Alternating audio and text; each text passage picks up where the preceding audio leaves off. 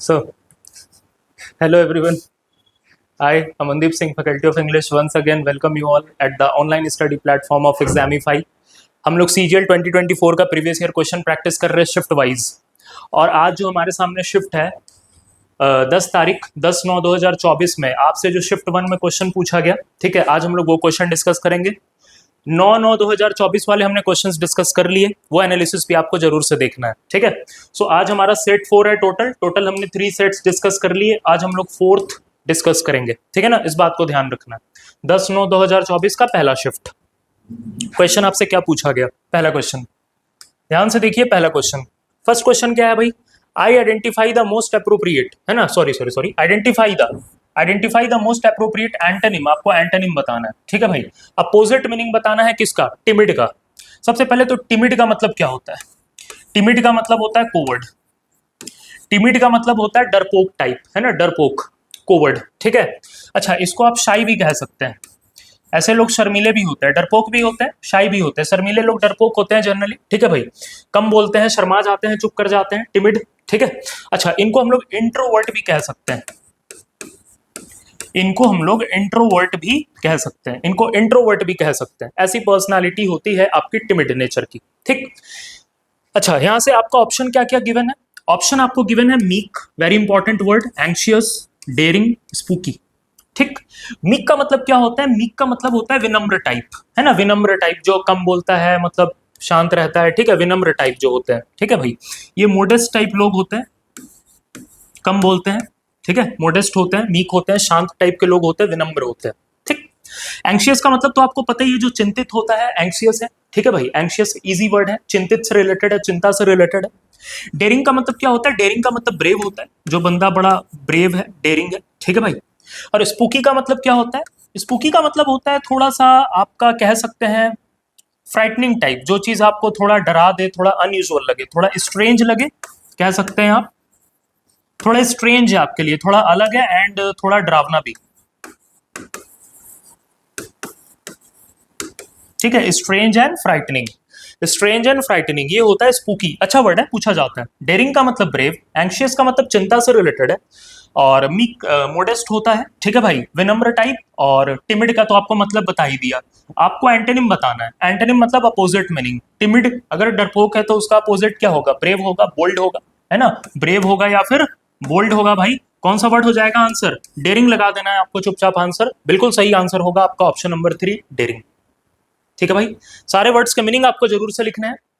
हम लोग क्वेश्चन खाली सॉल्व नहीं कर रहे हैं, आंसर तो देखना ही है, साथ में सारा जितना आउटपुट निकल सकता है उस क्वेश्चन से, टोटल जितने भी वर्ड्स हैं, क्योंकि आने वाले वर्ड्स में हो सकता है आपको स्पूकी का सिनोनिम पूछ ले, एंटोनिम पूछ ले, कौन सा बड़ा बात है। तो हम लोग को सारे वर्ड्स का मीनिंग देखते हुए चलना है, ठीक है। अब हम लोग आते हैं अपने नेक्स्ट क्वेश्चन पे।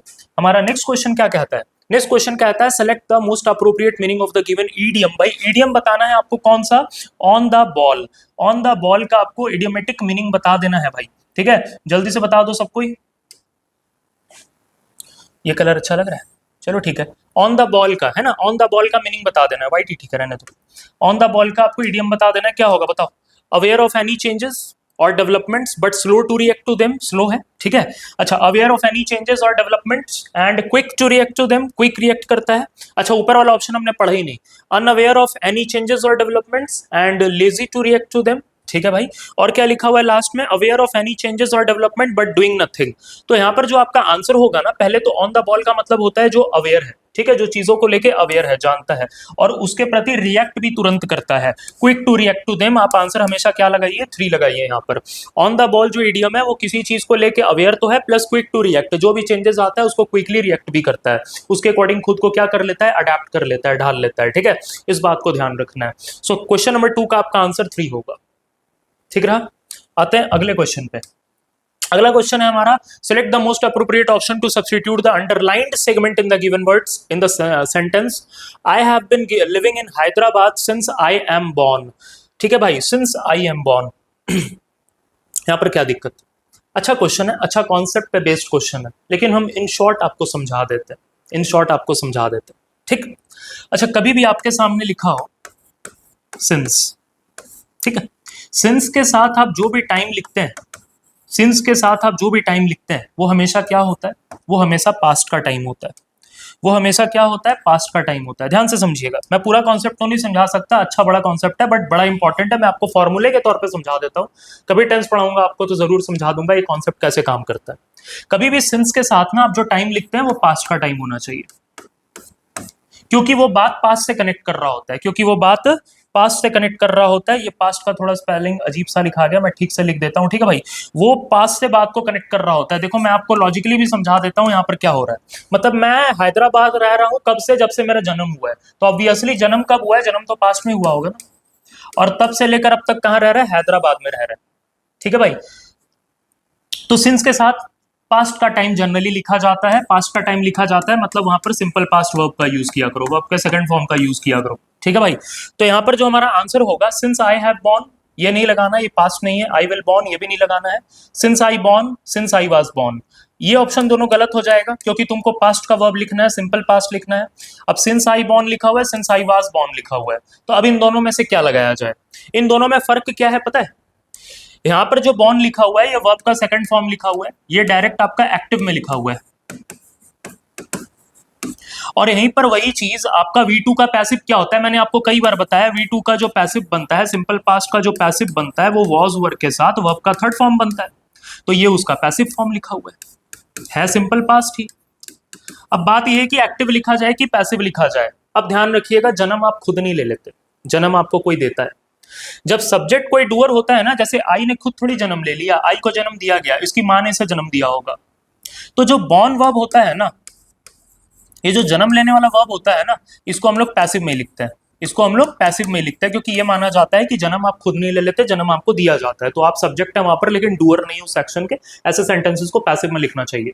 आपका आंसर क्या बनेगा, ये बनेगा, ये नहीं बनेगा, इस बात को ध्यान रखना है। So since I was born, I have been living in Hyderabad, मैं हैदराबाद ले रहा हूं कब से, जब से मैंने जन्म लिया है, ठीक है। सिंस आई वॉज बॉर्न, जब से मैंने जन्म लिया, तो इस बात को आपको ध्यान रखना है। बॉर्न जो वर्ब होता है ना, ये पैसिव मीनिंग में ही यूज होता है, क्योंकि जन्म आप खुद नहीं लेते, आपकी माँ आपको जन्म देती है, किसी की भी माँ किसी को जन्म देती है, ठीक है, इस बात को ध्यान रखना है। चलिए, ये हो गया हमारा आंसर क्वेश्चन नंबर 3 का। आते हैं, मूव करते हैं नेक्स्ट क्वेश्चन की ओर। हमारा जो नेक्स्ट क्वेश्चन है वो होगा, select the option that can be used as a one word. आपको बताना है इस ग्रुप का, a person who sells and arranges cut flowers, जो सेल करता है, बेचता है, अरेंज करता है फ्लावर्स को खरीदने बेचने वाला जो होता है, क्या क्या लिखा हुआ है, हॉर्टिकल्चरिस्ट। हॉर्टिकल्चर तो रिलेटेड है भाई, जो फ्रूट्स वगैरह, वेजिटेबल्स वगैरह का जो उत्पादन करते हैं, ठीक है भाई, उत्पादन करना या प्रोड्यूस करना, ठीक है, फ्रूट्स वगैरह या फिर वेजिटेबल्स वगैरह का, ठीक है भाई, जो प्रोडक्शन होता है, जो प्रोड्यूस करने वाले होते हैं उनको हॉर्टिकल्चरिस्ट कहा जाता है, ठीक है भाई। अच्छा, बॉटनिस्ट कौन होते हैं, जो प्लांट्स पर स्टडी करते हैं, है ना, one who studies plants, study of plants, जो प्लांट्स पर स्टडी करे वो इंसान कौन होते हैं, बॉटनिस्ट होते हैं। अच्छा, ये जो आईएसटी लग जाता है ना, आईएसटी लगा हुआ है, ठीक है, या फिर ईआर लगा हुआ है, ये जो वर्ड्स होते हैं ना, ये किसी पर्सन को रिप्रेजेंट कर रहे होते हैं, ये किसी इंसान को दिखा रहे होते हैं, एज अ स्पेशलिस्ट किसी इंसान को दिखा रहे होते हैं। हॉर्टिकल्चरिस्ट जो प्रोड्यूस करता है फ्रूट्स वेजिटेबल्स को, बॉटनिस्ट जो स्टडी करता है प्लांट्स पे, गार्डनर कौन होता है, जो गार्डन का ध्यान रखता है ना, who take cares of the garden, जो गार्डन का ध्यान रखता है, ठीक है, गार्डन का देखरेख करता है, जो गार्डन का देखरेख करे वो कौन होता है, गार्डनर होता है। और फ्लोरिस्ट कौन होता है, फ्लोरिस्ट ही इसका आंसर बनेगा। फ्लोरिस्ट वो होते हैं जो फ्लावर से डील करते हैं, फ्लावर्स को खरीदते हैं, बेचते हैं, इनकी फूलों की दुकान होती है, फूल को खरीदना, बेचना, काट के बनाना, माला वगैरह बनाना, इनका काम होता है, ठीक है, ये फ्लोरिस्ट का काम होता है। आंसर आप लगाएंगे 4 नंबर ऑप्शन आपका बिल्कुल सही होगा, इस बात को ध्यान रखिए। आते हैं, मूव करते हैं नेक्स्ट क्वेश्चन की ओर। नेक्स्ट क्वेश्चन है हमारा भाई, the following sentences has been split into 4 segment में स्प्लिट है, आपको ग्रामेटिकल एरर निकालना है इसमें से। भाई लिखा हुआ है, after the concert was over, concert जब ओवर हो गया, दे गो टू रेस्टोरेंट, वो रेस्टोरेंट गए, हैड डिनर टुगेदर, डिनर खाया, एंड टॉक्ड अंटिल मिडनाइट, और मध्य रात्रि तक वो लोग बात करते रहे। आप गौर कीजिए भाई, कंसर्ट भी पास्ट में ओवर हुआ है, ठीक है, डिनर भी उन्होंने पास्ट में खाया है, हैड, बातें भी उन्होंने पास्ट में ही की हैं, टॉक्ड। कुल मिला के समझ में आ रहा है कि पूरा जो सेंटेंस का पैटर्न जा रहा है वो किसकी ओर जा रहा है, पास्ट की ओर। जब सारा ही पैटर्न पास्ट का है तो रेस्टोरेंट भी तो पास्ट में ही गए होंगे, क्योंकि खाना भी तो पास्ट में ही खाया है। खाना पास्ट में खाया, रेस्टोरेंट अभी गए, ये पॉसिबल नहीं है भाई। तो वो भी वर्ब किस में होना चाहिए? पास्ट में होना चाहिए। गो का पास्ट फॉर्म क्या होगा? गो का पास्ट फॉर्म वेंट होता है। मतलब आपका एरर जो आएगा वो किस पार्ट में आएगा? दे गो टू अ रेस्टोरेंट, इस पार्ट पे आएगा, सेकंड पार्ट पे आपका एरर आएगा। सिंपल सा आपका सेंटेंस है, बट इंपॉर्टेंट कॉन्सेप्ट है कि भाई सारा बात जब पास्ट का हो रहा है तो वो भी घटना पास्ट का ही है, आपको उसको भी पास्ट में लिखना चाहिए। ठीक है, सिंपल हो गया। आगे चलते हैं, अगले क्वेश्चन को देखते हैं। अगला क्वेश्चन हमारा क्या है? Select the most appropriate, select the option that can be used as one word. आपको बताना है a small group of people who spend their time together, जो एक साथ अपना समय बिताते हैं, who spend their time together. ठीक है भाई। और आगे लिखा हुआ है do not welcome other people, other people को वेलकम नहीं करते इनटू दैट ग्रुप, और उस ग्रुप में दूसरों को घुसने नहीं देते। जैसे गुटबाजी होता है, थोड़ा नेगेटिव सेंस में वर्ड यूज होता है, गुटबाजी होता है। ठीक है, गुट बना लेते हैं लोग, दूसरा जाएगा नहीं घुसने देंगे, उनका अपना सोच है, अपने तरीके से चलते हैं। ठीक है, ऐसे ग्रुप को हम लोग क्लिक कहते हैं, ऐसे ग्रुप को हम लोग क्लिक कहते हैं। CLIQUE इसका स्पेलिंग है, आपको ध्यान रखना है। ठीक है, इसको हम लोग क्लिक कहते हैं। अच्छा, स्क्वाड किसको बोलते हैं? किसी भी नॉर्मल टीम को। जैसे पुलिस का टीम आया है, यहाँ पर कुछ प्रॉब्लम हो गया और पुलिस का टीम आया, पुलिस स्क्वाड आया, तो स्क्वाड का मतलब नॉर्मल टीम ऑफ पीपल, या टीम ऑफ कोई भी पुलिस है, टीम ऑफ कोई भी है, आपका डॉक्टर्स है, ठीक है, उसको हम लोग स्क्वाड कह सकते हैं। सो स्क्वाड वगैरह आपका टीम या ग्रुप के लिए सिंपल सेंस में यूज होता है, बेसिकली टीम में जब लोग आते हैं। ठीक है भाई। अच्छा, एम्प्लॉयज तो आपको पता ही है। लॉबी का मतलब क्या होता है? देखो, लॉबी का मतलब होता है ना, एक तो लॉबी का मतलब होता है कॉरिडोर,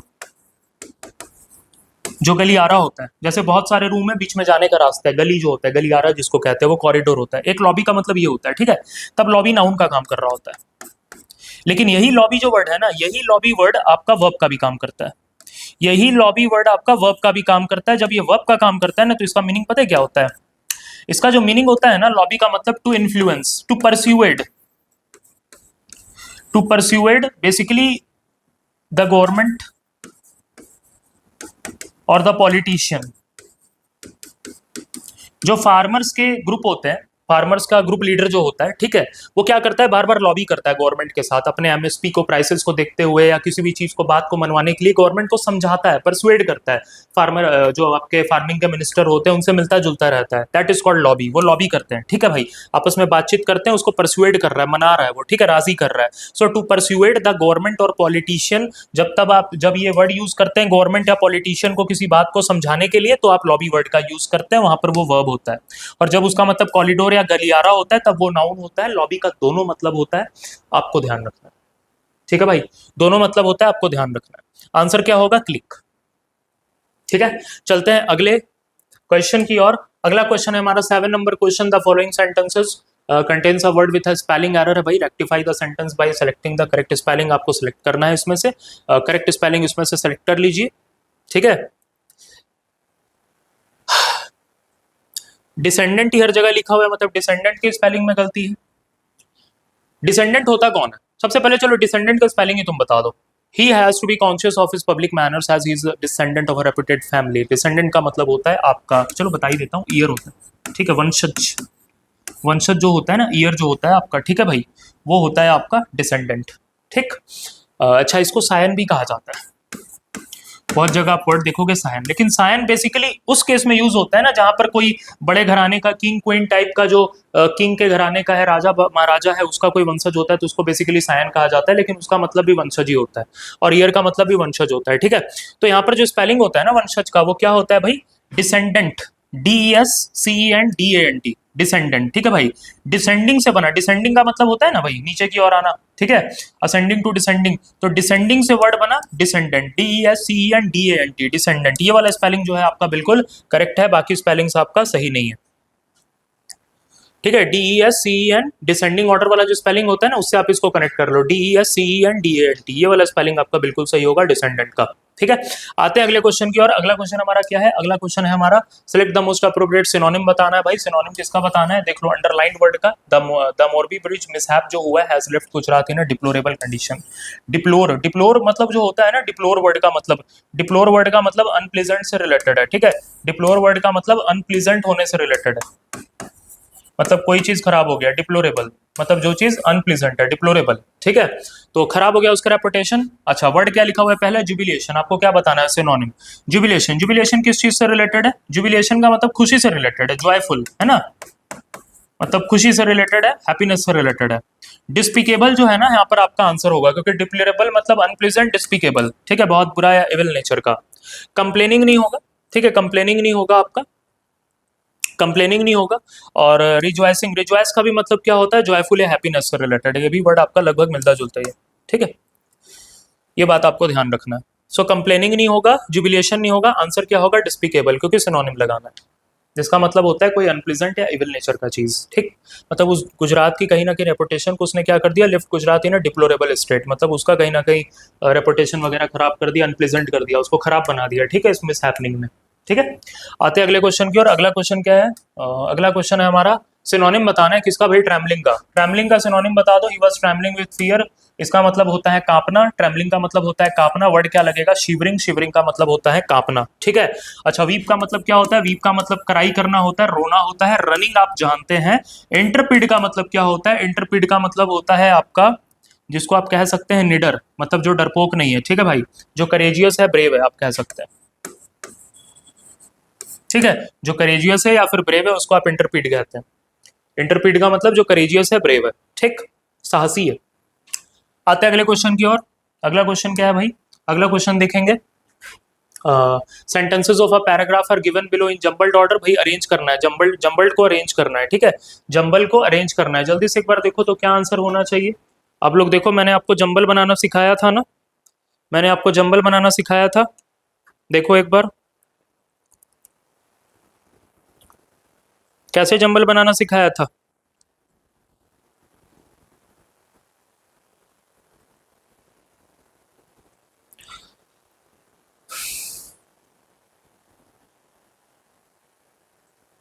जंबल बनाना कैसे सिखाया था, एक सेकंड। चलिए वापस आते हैं टॉपिक पे। More children go to school than at any time in the past, past से ज्यादा बच्चे स्कूल जा रहे हैं, but more children today are out of school than any time in the past, लेकिन बहुत सारे बच्चे बाहर भी हैं जितने पहले नहीं थे, जा भी रहे हैं ज्यादा पहले के कंपैरिजन में, बाहर भी हैं पहले के कंपैरिजन में ज्यादा। चलो भाई ठीक है, आगे पढ़ते हैं। But it is not enough to blame the high birth rate for this state of affairs, लेकिन इसमें हमको हाई बर्थ रेट को ब्लेम नहीं करना चाहिए। बट किसी चीज का कॉन्ट्रेडिक्शन बताता है, डायरेक्ट आप बट को फर्स्ट सेंटेंस बना नहीं सकते, डायरेक्ट आप बी को फर्स्ट सेंटेंस बना नहीं सकते, सो बी वाला ऑप्शन आपका क्या हो जाएगा, कट हो जाएगा, जो बी से शुरू हुआ है।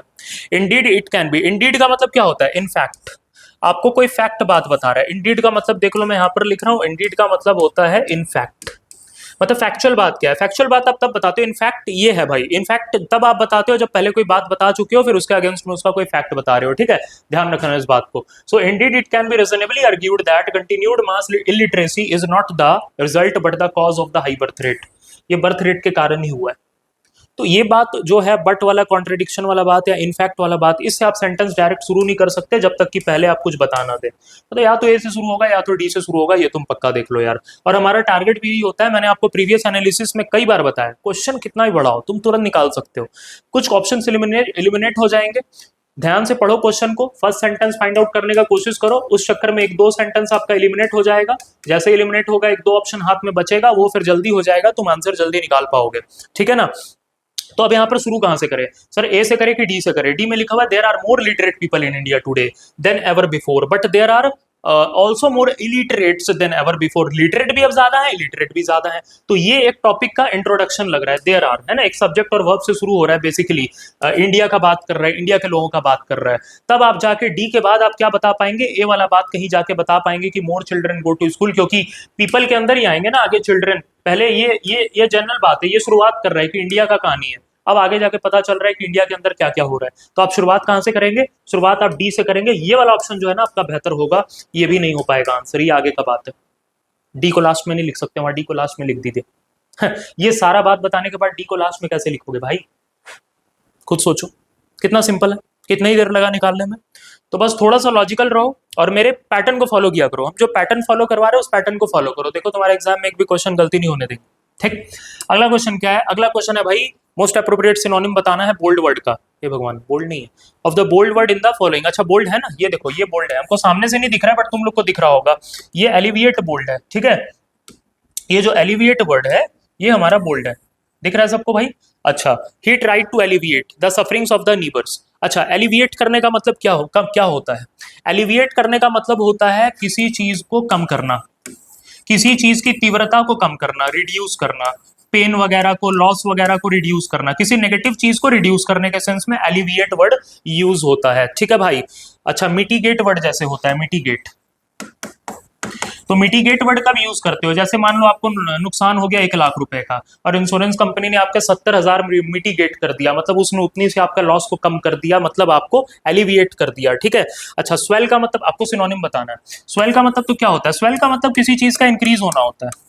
वैसे तो तुम स्वेलिंग का मतलब निकालोगे तो स्वेलिंग का मतलब सूजन आ जाना होता है, तो सूजन आता है अगर स्किन पे तो तुम्हारा स्किन बड़ा ही हो जाता है ना ऑब्वियसली, तो वहां पर इंक्रीज होने के सेंस में आपका स्वेल वर्ड यूज होता है। ऐड का मतलब किसको नहीं पता है भाई? इंटेंसिफाई का मतलब किसी चीज को, किसी चीज की तीव्रता को बढ़ा देना। ठीक है, मतलब ये भी एक तरीके से क्या है, एक तरीके से इंक्रीज करना ही है, ये भी एक तरीके से इंक्रीज करना ही है, लेकिन किसी सिचुएशन को, किसी चीज की गंभीरता को, किसी चीज की सीरियसनेस को इंक्रीज कर देना, इंटेंसिफाई करना होता है। ठीक है भाई, ये ध्यान रखना है आपको। और यहाँ पर रिलीफ वर्ड है। रिलीफ का मतलब क्या है? रिलीफ का मतलब आराम देना, किसी चीज से किसी को आराम देना, रिलीफ देना, है ना। रिलीफ से बना है रिलीव, रिलीफ नाउन होता है, रिलीव आपका वर्ब है। ठीक है भाई, और रिलीफ लिखा हो तो वो नाउन होता है, तो इस बात को ध्यान रखना है आपको। एलिविएट कहां से डायरेक्ट कनेक्ट होगा? स्वेल इंक्रीज होना नहीं होगा, ऐड नहीं कर रहा है, इंटेंसिफाई नहीं कर रहा है, क्या कर रहा है? आपको आराम दे रहा है, क्योंकि आपके पेन को, आपके दुख को वो कम कर रहा है, एलिविएट कर रहा है ना, एलिविएट कर रहा है। तो आपका ये जो आंसर है रिलीफ बिल्कुल सही होगा यहाँ पर। ठीक है भाई, यहाँ पर जो रिलीफ ऑप्शन है वो बिल्कुल क्या होगा? सही होगा, ध्यान रखना इस बात को। ठीक है, आए अगले क्वेश्चन पे। अगला क्वेश्चन क्या है? अगला क्वेश्चन है हमारा, क्या है भाई? क्या है? Has been split into 4 segments में सेंटेंस बटा हुआ है, कंटेन है ग्रामेटिकल एरर, निकालो grammatical error. Renewable energy sources like solar and wind power will replaced. भाई आगे पढ़ने का जरूरत ही क्या है?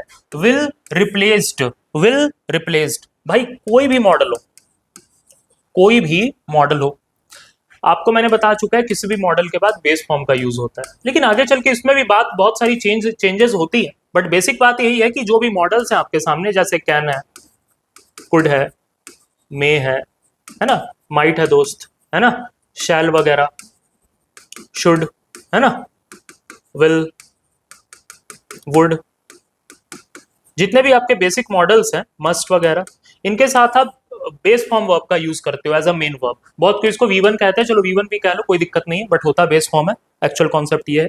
ठीक, तो जो भी है V1 या बेस फॉर्म होगा, ईडी वाला फॉर्म कभी भी V1 या बेस फॉर्म हो नहीं सकता है, सिंपल सा बात है। यही पार्ट में एरर है। आपको एरर कहाँ लगाना है? विल रिप्लेस्ड में, इस पार्ट में आपका एरर आएगा, थर्ड पार्ट में। सिंपल सा क्वेश्चन था, इस बात को ध्यान रखना है। सिंपल सा क्वेश्चन था, इस बात को ध्यान रखना है, हमेशा इस बात को फॉलो कीजिए। ठीक है, ऐसे क्वेश्चंस आते हैं एग्जाम में, बोलो कितना सेकंड्स में नहीं लगेगा अगर आप ध्यान से बात को सुने पढ़े तो। ठीक, move to the next question. Next question is question number 13। Identify from the given option the word which is similar in meaning of the given word. Equivocal का सिमिलर बताना है। सिमिलर का मतलब क्या है? सिमिलर कहां गए? सिमिलर का मतलब होता है सिनोनिम। सिमिलर का मतलब आपको क्या बताना है? सिनोनिम बताना है। इक्विवोकल, इक्विवोकल का मतलब क्या होता है? देखो इसमें बहुत बच्चा कंफ्यूज होता है भाई, इस बात को ध्यान से समझ लो। आज से बात तुमको इक्विवोकल वर्ड में कंफ्यूजन नहीं आएगा। इक्विवोकल का मतलब क्या है? इक्विवोकल का मतलब है दोस्त, देखो इक्वी का मतलब हो गया इक्वल, है ना। इक्विवोकल बना कैसे? इक्वी का मतलब हो गया इक्वल, वोकल का मतलब हो गया वॉइस, बोलना, मतलब इक्वल वॉइस। तुम ही सपोज करो तुम क्लास में पढ़ा रहे हो, जैसे हम लोग क्लास में पढ़ाते हैं, वी आर टीचर्स भी, हम लोग क्लास में पढ़ाते हैं, तो बहुत बार बच्चों से कोई आंसर पूछो तो एकदम एक साथ सब बोल देते हैं, तो समझ में नहीं आता है किसने क्या बोला किसने क्या नहीं बोला, क्योंकि इक्वल वॉइस में सब बोल देते हैं। तो इक्वल वॉइस में जब सब बोलेंगे तो बातें क्या हो जाएंगी? बातें हो जाएंगी अनक्लियर। इसलिए इस वर्ड का मतलब होता है अनक्लियर, अस्पष्ट। जो चीज वेग होता है, जो चीज अनक्लियर होता है ना। यहाँ पर और एक वर्ड आपसे पूछा जाता है मर्की, है ना, मर्की होता है जो चीज, मतलब धुंधला हो जाता है। इक्विवोकल, ठीक है भाई, क्लियर नहीं है, वेग है, अनक्लियर है, मर्की है, इस बात को ध्यान रखना है। आज के बाद कंफ्यूज मत होइएगा। यही अगर इसका अपोजिट हम निकालें, अनइक्विवोकल। अब देख लो, इक्विवोकल का अपोजिट हो गया अनइक्विवोकल, मतलब इसका मतलब क्या हो जाएगा? क्लियर और स्पष्ट, जिसको आप ल्यूसिड भी कहते हैं। ल्यूसिड मतलब जो चीज स्पष्ट है, क्लियर है। ठीक है भाई, ये बात आपको ध्यान रखना है। ये कंफ्यूजन आज के बाद तुमको नहीं आएगा कि इक्विवोकल का मतलब क्लियर है अनक्लियर है, या फिर अनइक्विवोकल का मतलब क्लियर अनक्लियर है। इक्विवोकल मतलब इक्वल वॉइस, इक्वल वॉइस आएगा तो मतलब समझ ही नहीं आएगा, अनक्लियर है, और अनइक्विवोकल हो गया मतलब क्लियर हो गया फिर। ठीक है ना भाई, आज के बाद ध्यान रखना इस बात को। तो यहाँ पर क्या लिखा हुआ है भाई, यहाँ पर लिखा हुआ है क्लियर, पहला वर्ड क्या लिखा हुआ है क्लियर, इसका क्या बताना है सिनोनिम। अच्छा सिनोनिम बताना है ना दोस्त। अच्छा क्लियर लिखा हुआ है, लेकिन ये तो अनक्लियर होता है, ये तो होगा नहीं। अच्छा एम्बिग्यूअस का मतलब अनक्लियर होता है, एम्बिग्यूअस अनक्लियर होता है, यही आंसर होगा भाई। रिप्रेजेंटेटिव यहाँ नहीं होगा, बैलेंस्ड यहाँ पर नहीं होगा। तो एम्बिग्यूअस का भी मतलब क्या होता है अनक्लियर। अच्छा एम्बिग्यूअस वर्ड का मतलब अनक्लियर क्यों होता है, ये तुमने कभी सोचा। एम्बिग्यूअस भाई इसका मतलब अनक्लियर क्यों होता है, इसका मतलब अस्पष्ट क्यों होता है। देखो एम्बी का मतलब क्या होता है बोथ। एक्चुअल में एम्बिग्यूअस वर्ड का अनक्लियर मतलब क्यों निकला, इस रीजन से निकला, मतलब एक ऐसा वर्ड जिसके दो मीनिंग होते हैं, वर्ड विथ टू मीनिंग्स। अब जिस वर्ड के दो या दो से ज्यादा मीनिंग हो गए, जिस वर्ड के दो या दो से ज्यादा मीनिंग हो जाएंगे, हम तो कंफ्यूज हो जाएंगे कि किस मीनिंग में यूज हुआ है, किस मीनिंग में यूज नहीं हुआ है। दैट्स व्हाई एम्बिग्यूअस वर्ड का भी मतलब क्या निकला, अनक्लियर के सेंस में। इस बात को ध्यान रखना। सो एम्बिग्यूअस का मतलब भी होता है अनक्लियर, इक्विवोकल मतलब भी अनक्लियर, वेग मतलब अनक्लियर, मतलब मर्की मतलब, सबका मतलब अनक्लियर। इसका अपोजिट क्या हो जाएगा, क्लियर है, ल्यूसिड है, ट्रांसपेरेंट है, ये सब इसका अपोजिट हो जाएगा, ट्रांसपेरेंट क्लियर दिखे। ठीक, मूव करते हैं अगले क्वेश्चन की ओर, ध्यान रखिएगा भाई। अगला क्वेश्चन क्या है, अगला क्वेश्चन है क्या है, क्या है, एंटोनिम बताना है। She was elated about, elated, ठीक है, अबाउट हर प्रमोशन। भाई प्रमोशन मिलता है तो कोई भी, अच्छा इलेटेड का मतलब मान लो अगर तुमको नहीं पता है, तो प्रमोशन मिलने से कोई भी खुशी होता है ना। अच्छा किसी को प्रमोशन मिल गया, लेकिन आज वो रो रहा है, साला प्रमोशन मिला का है, हमको तो नहीं चाहिए था। ऐसा भी कोई शख्स होगा क्या दुनिया में, पागल ही होगा ना। बट हर कलीग, उसके कलीग क्या है, फेल्ट क्विक डिसहर्टेंड। भाई कलीग लोगों, इसको कैसे प्रमोशन मिल गया है, कलीग्स लोग बड़े बदमाश होते हैं। ठीक है भाई, इस बात को ध्यान रखना है। चलो आगे क्या लिखा हुआ है, आपको बताना है एंटोनिम। तो चीयरफुल तो इलेटेड का सिनोनिम हो जाएगा, ये तो आंसर होगा नहीं। प्राउड भी कहीं ना कहीं कनेक्ट नहीं हो पाएगा, उसका एंटोनिम तो बन नहीं पाएगा। डिस्करेज्ड या फिर डिलाइटेड, डिलाइटेड का मतलब भी खुशी होता है, तो हमको तो एंटोनिम चाहिए, ये तो सिनोनिम हो जाएगा। हमको आंसर क्या लगाना होगा, डिस्करेज्ड। खुशी का अपोजिट क्या होता है, डिस्करेज। डिस्करेज का मतलब डिस्करेज हो गया, डिस्करेज कौन होता है, जो खुश नहीं होता है वो डिस्करेज हो जाता है, उससे कनेक्ट कर लो। तो डिस्करेज वर्ड यहाँ पर आंसर निकलेगा एंटोनिम में, ठीक है। और अगर सिनोनिम पूछ लेता तो चीयरफुल भी हो सकता था, डिलाइटेड भी हो सकता था। ठीक, आते हैं अगले क्वेश्चन की ओर। अगला क्वेश्चन हमारा क्या है, अगला क्वेश्चन है select the option that expresses the given sentence in active voice. Active voice में आपको कन्वर्ट करना है। फिलहाल आपको किस में गिवन है, फिलहाल आपको पैसिव वॉइस पे गिवन है, क्योंकि वॉज ग्रैबल्ड है ना, was grabbed, sorry was grabbed लिखा हुआ है। The contract was grabbed by the biggest telecom company in India. Grab का मतलब हासिल कर लेना, पकड़ लेना, ठीक है भाई। तो ग्रैब कर लिया, तो तुमको पता है कि जहां भी बी प्लस वी थ्री का फॉर्मेट बनता है वो सेंटेंस पैसिव होता है। तो ये जो वॉज लिखा हुआ है, ये इज, एम, आर, वॉज, वर सब किसके फॉर्म है, बी, बीन, सब किसके फॉर्म है, बी के फॉर्म है। मैंने कई प्रीवियस जितने भी आपको एनालिसिस कराया, सब में आपको ये बात बताया भाई। प्रीवियस एनालिसिस को जरूर से देखो, तुमको कुछ ना कुछ सीखने को ही मिलेगा, और आने वाले एग्जाम में बहुत हेल्प मिलेगा। और अगर वीडियो तुम देखते हो रोज, तो जरूर से सब्सक्राइब भी करना है चैनल को, और वीडियो को शेयर भी करोगे, ठीक है भाई।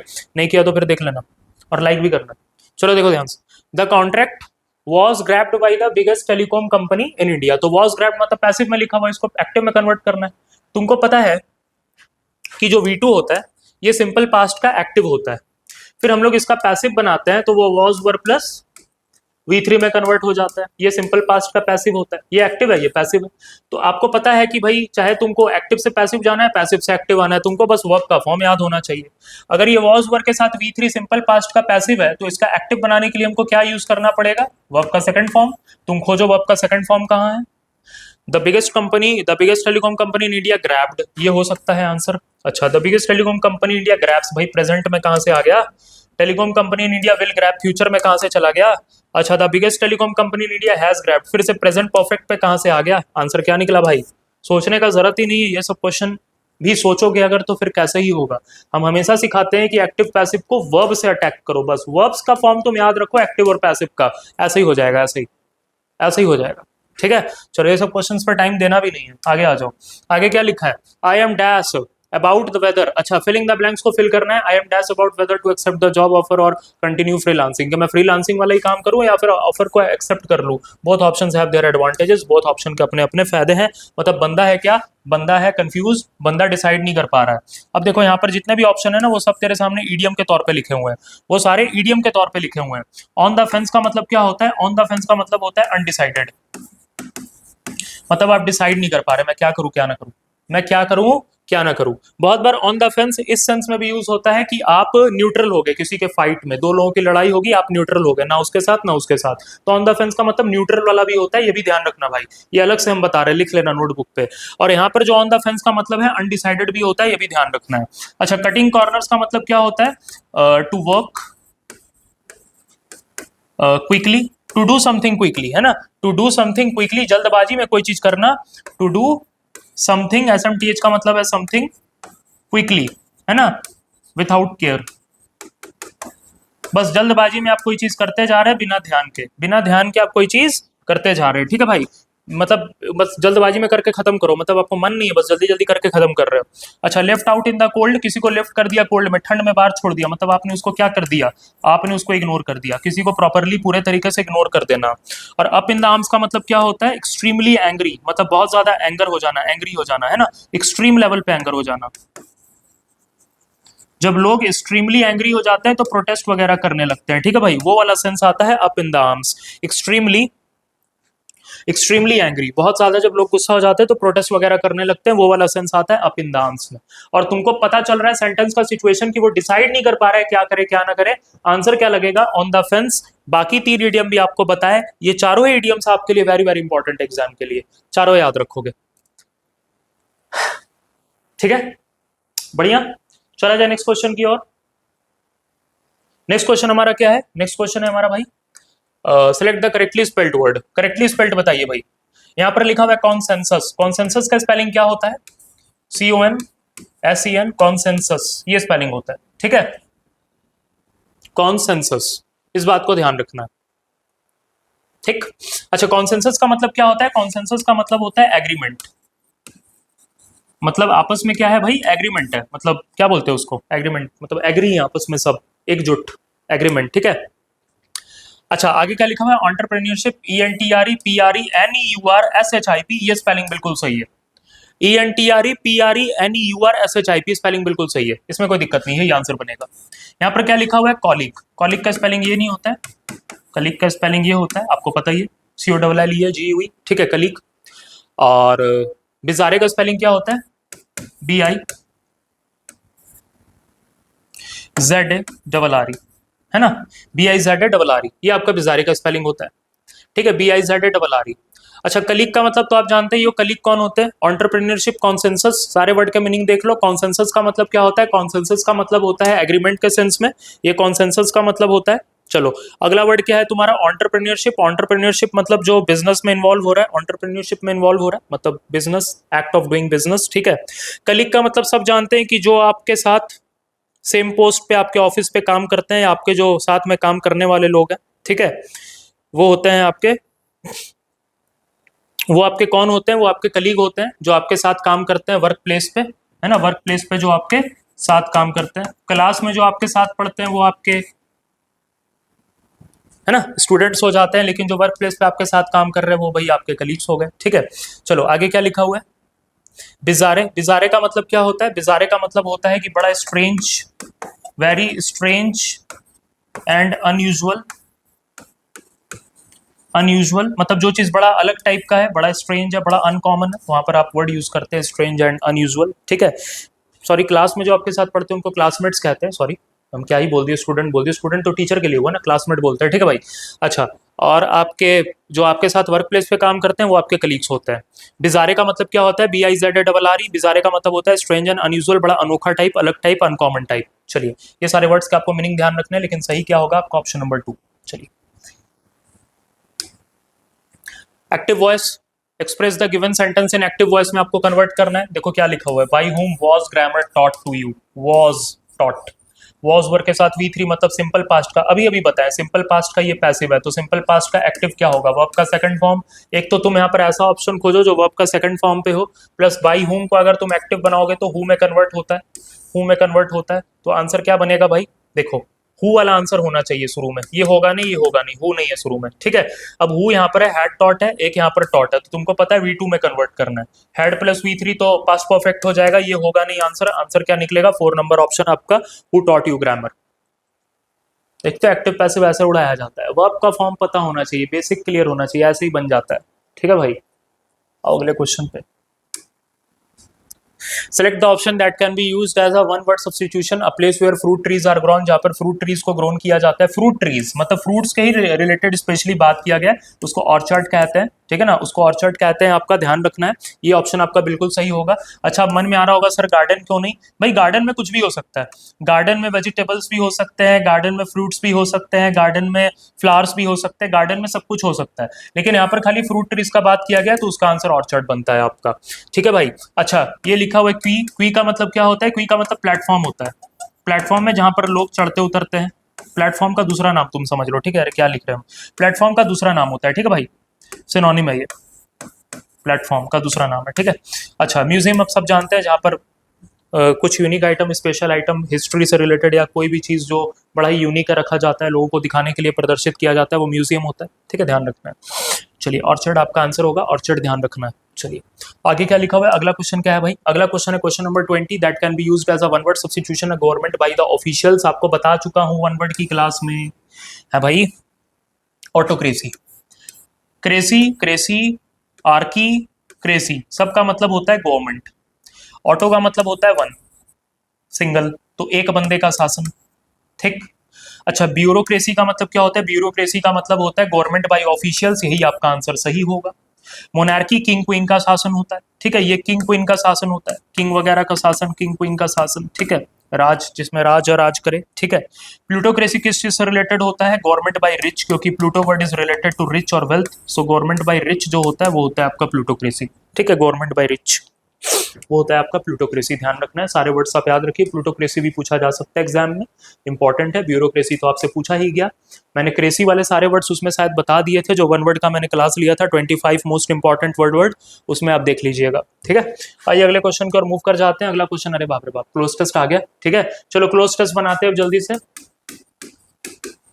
क्लोज टेस्ट फिक्स है आपका आना ही है 5 नंबर का। चलो बताओ क्या लिखा हुआ है, जल्दी से पहले हम लोग क्या करते हैं, क्लोज टेस्ट को थोड़ा पढ़ते हैं, है ना। चलो, the third national wildlife action plan for 2017 to 2031 underline India's plan for wildlife conservation का बात किया गया है, वॉज अनविल्ड। अनविल्ड, देखो विल्ड कर देने का मतलब क्या होता है?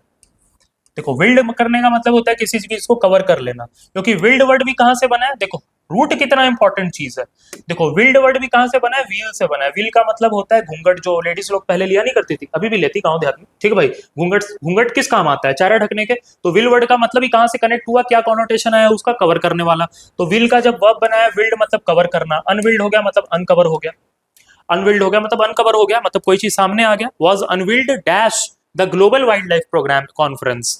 अनविल्ड डैश द, अनविल्ड कहाँ किया गया? Unveiled dash the global wildlife programme conference में ये बताया गया। The plan recognises dash addresses concerns pertaining to, related to. Pertaining to का मतलब क्या होता है? परटेन टू का मतलब होता है, pertaining to means related to, किसी चीज से संबंधित बात किया जा रहा है, रिलेटेड टू, ठीक है। Pertaining to climate changes and the impact on wildlife, वहां पर क्लाइमेट चेंजेस और वाइल्ड लाइफ इम्पैक्ट पर बात किया गया है। बताइए, थोड़ा सा पढ़ लिया, हमें लॉजिक क्लियर हुआ, अब हमें क्या लगाना चाहिए? Was unveiled dash the global wildlife conference, programme conference मतलब मीटिंग टाइप का। देखो ऑप्शन थोड़ा सा नीचे चला गया, तुम लोग को दिख तो रहा है? ऑप्शन दिख रहा है ना? हाँ दिख रहा होगा, कोई दिक्कत नहीं है। ये देखो एट लिखा है, यहाँ पर फॉर लिखा है, यहाँ पर इन लिखा है, यहाँ पर टू लिखा है, यहाँ पर क्या लगाओगे? Unveiled at, unveiled for, unveiled in, unveiled to the global wildlife programme conference, मतलब ये चीज कॉन्फ्रेंस में किया गया है, तो फॉर तो नहीं होना चाहिए, ठीक है, और टू तो नहीं होना चाहिए क्या? इन या फिर एट, तो कोई चीज कॉन्फ्रेंस में हुआ है ना, एग्जैक्ट प्लेस कॉन्फ्रेंस का बात कर रहा है, यहाँ पर आप एट प्रपोजिशन लगाइए, ये आपका सही ऑप्शन होगा, क्योंकि मीटिंग में वो चीज पर्टिकुलर जगह पे वो चीज डिसाइड किया गया। एट आपका प्रपोजिशन जो होगा बिल्कुल सही होगा आंसर, ठीक है। ऑप्शन नंबर आप 1 लगाइए, ठीक है, एट आपका सही होगा, इन हटा दीजिए, ठीक है। दिख रहा है ना क्लियर? चलो आ जाओ अगले क्वेश्चन पे। तो मैंने इस बार क्वेश्चन के साथ ही ऑप्शंस को रखा है, आपको दिक्कत ना हो। यहाँ पर क्या लिखा हुआ है? ये सेम हो गया क्या? नहीं सेम तो नहीं, अलग है। चलो देखो, the global wildlife conference, the plan recognises dash addresses concern, recognises to addresses, recognises and addresses, recognises in addresses, recognises for addresses. देखो भाई, पहला तो एक बात क्लियर कर लो कि इन और जो फॉर है ये तो प्रेपोजिशंस है, ये क्या है? ये प्रेपोजिशंस। प्रेपोजिशन के बाद अगर कोई वर्ब लिखोगे, ये एड्रेसेस तुम्हारा वर्ब, मतलब एड्रेस करने का मतलब यहाँ पर सॉल्व करने से रिलेटेड है, उस चीज को सॉर्ट आउट करना है, सॉल्व करना है, ठीक है। वहां पर एड्रेस तुम्हारा पता ठिकाना वाला एड्रेस नहीं है, ध्यान रखो। तो प्रेपोजिशन के बाद अगर कोई वर्ब लिखा जाता है तो वो आईएनजी फॉर्म, फोर्थ फॉर्म में लिखा जाता है, जो कि जेरेंड का कॉन्सेप्ट होता है, जीरेंड का कॉन्सेप्ट होता है। एड्रेसेस लिखा हुआ है भाई, वर्ब का फिफ्थ फॉर्म लिखा हुआ है एड्रेस, ठीक है, ईएस लगा हुआ है साथ में, तो इन और फॉर होने का चांसेस तो है ही नहीं। अब बचा एंड कंजंक्शन और टू। टू एक प्रेपोजिशन भी होता है, टू इन्फिनेटिव भी होता है। अगर टू यहाँ पर प्रेपोजिशन होता तो यहाँ पर एड्रेसिंग होता, आईएनजी फॉर्म लगता, ये वाला कॉन्सेप्ट लगता। और अगर टू यहाँ पर इन्फिनेटिव है तो इन्फिनेटिव के साथ टू के साथ बेस फॉर्म या फर्स्ट फॉर्म यूज करते हैं, तो यहाँ टू एड्रेस होता, एड्रेसेस नहीं होता। हर तरीके से आपका सारा वर्ड गलत है, और सही क्या निकलेगा आपका? एंड, क्योंकि वहां पर एंड कंजंक्शन का जरूरत है। वहां पर किसका जरूरत है? वहां पर एंड कंजंक्शन का जरूरत है, क्योंकि दो वर्ब्स को आप जोड़ रहे हैं, ध्यान से देखो। द प्लान एक तो रिकॉग्नाइज कर रहा है एंड एड्रेस कर रहा है, किस चीज को? Concerns pertaining to climate change and impact on wildlife. मस्त हो गया। चलो आगे अगले क्वेश्चन पे चलते हैं। अगला क्वेश्चन क्या है भाई? अगला क्वेश्चन है हमारा, the plan details the Importance of ecosystems for food production, health and other aspects of dash survival and sustainable development। वहां पर फूड प्रोडक्शन, हेल्थ और अदर एस्पेक्ट्स का बात किया गया है, किसके लिए? ऑफ डैश सर्वाइवल के लिए एंड सस्टेनेबल डेवलपमेंट के लिए। जी, ग्रुप सर्वाइवल के लिए, ह्यूमन सर्वाइवल के लिए, स्पीसीज सर्वाइवल के लिए, या ब्रीड सर्वाइवल के लिए। भाई क्यों यहाँ पर कंजर्वेशन करना है वाइल्ड लाइफ का? क्यों कंजर्वेशन करना है ये सब का, तुम्हारा क्लाइमेट चेंज का? ताकि जो लोग हैं वो सर्वाइव कर पाए ना, ताकि जो लोग हैं वो क्या कर पाए? सर्वाइव कर पाए। तो यहाँ पर आपका जो वर्ड लगेगा वो क्या लगेगा? ह्यूमन, है ना भाई। ह्यूमन सर्वाइवल हो पाए, लोग अच्छे से सर्वाइव कर पाए, ये किया जा रहा है, जो भी वो लोगों के लिए किया जा रहा है। इट ऑल्सो एम्फेसाइजेस, चलो अगले क्वेश्चन पे आते हैं। अगले क्वेश्चन पे क्या लिखा हुआ है? It also emphasises preservation of genetic and dash sustainable dash and sustainable utilisation of species and ecosystem. तो स्पीशीज का भी प्रॉपर यूटिलाइजेशन हो पाए, इकोसिस्टम्स का भी, which has direct bearing on our scientific advancements and support to millions of rural communities को support करता है ये चीज। तो सस्टेनेबल यूटिलाइजेशन हर चीज का, इकोसिस्टम का, स्पीशीज का, ठीक है। क्या लगाना चाहिए हमें?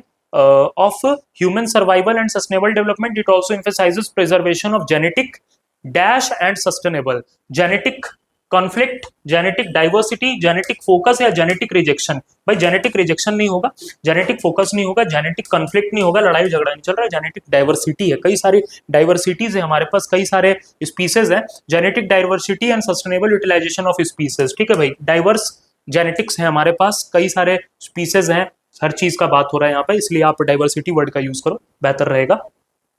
आगे क्या लिखा हुआ है? अगले क्वेश्चन पे मूव करते हैं। अगला क्वेश्चन आपके सामने लिखा हुआ है, millions of rural communities the plan under scores. ये प्लान किसको अंडर स्कोर कर रहा है, किसको एम्फेसाइज कर रहा है ना, किसको फोकस कर रहा है? रिहैबिलिटेशन। रिहैबिलिटेशन का मतलब क्या होता है? रिहैबिलिटेट करने का मतलब होता है किसी को, किसी की हेल्थ को ठीक करना, है ना। किसी को रिकवर कराना, किसी की हेल्थ को ठीक करना, इंप्रूव करना किसी को पहले के कंपैरिजन में। जैसे कोई बीमार उमार हो जाता है ना, उसका तबियत वगैरह ठीक करके उसको रिकवरी कराना या पुनः उसको इंप्रूव करना, रिहैबिलिटेशन वर्ड का मतलब होता है। Of threatened wild life species, जो थ्रेटेंड वाइल्ड लाइफ स्पीसीज हैं, dash inland aquatic coastal and marine ecosystem को भी ठीक करना है, वाइल कंजर्विंग देयर हैबिटेट्स, उसको भी कंजर्व करना है। चलो क्या लिखा हुआ है यहाँ पर? लिखा हुआ है इंक्लूडिंग, गैदरिंग, काउंटिंग, मिक्सिंग। क्या लगाओगे? पढ़ो इस लाइन को। The plan under scores, rehabilitate करना है थ्रेटेंड वाइल्ड लाइफ स्पीसीज, जो वाइल्ड लाइफ स्पीसीज पहले से थ्रेटेंड है, परेशान है। Wild life species dash inland aquatic coastal and marine ecosystem. क्या लगाओगे? Dash including inland aquatic coastal और मेरीन। गैदरिंग, गैदर कर रहे हो, इकट्ठा कर रहे हो, क्या काउंट कर रहे हो उनको, मिक्स कर रहे हो? नहीं भाई, इंक्लूडिंग का बात किया, मतलब ये सारी चीजों में ये वाली चीजें भी क्या है? इंक्लूड है ना। इंक्लूड का सेंस जाएगा, इंक्लूड है, इनलैंड एक्वेटिक है, कोस्टल है, मेरीन इकोसिस्टम्स, इनको सबको मिला के क्या करना है? फाइनली हम लोग को इनको ठीक करना है भाई। ये आपका था क्लोज टेस्ट, बड़ा सिंपल सा क्लोज टेस्ट था, ज्यादा टफ था नहीं। ये शायद हो गए हमारे 25 क्वेश्चन, ये 25 नंबर क्वेश्चन था, 5 आपके क्लोज टेस्ट भी पूरे हुए। तो ये था आज का एनालिसिस। सो आई होप आपको पसंद आया हो। आप जरूर से इसको, कोई भी क्वेश्चन में डाउट हो फिर से आप देखिए एक बार, और वीडियो को जरूर से आपको शेयर करना है, चैनल को आपको जरूर से सब्सक्राइब करना है, लाइक करना है, ठीक है। तो नेक्स्ट क्लास फिर आपके सामने एक नए एनालिसिस के साथ प्रेजेंट होंगे। सो आज के लिए इतना ही। Thank you, have a good day.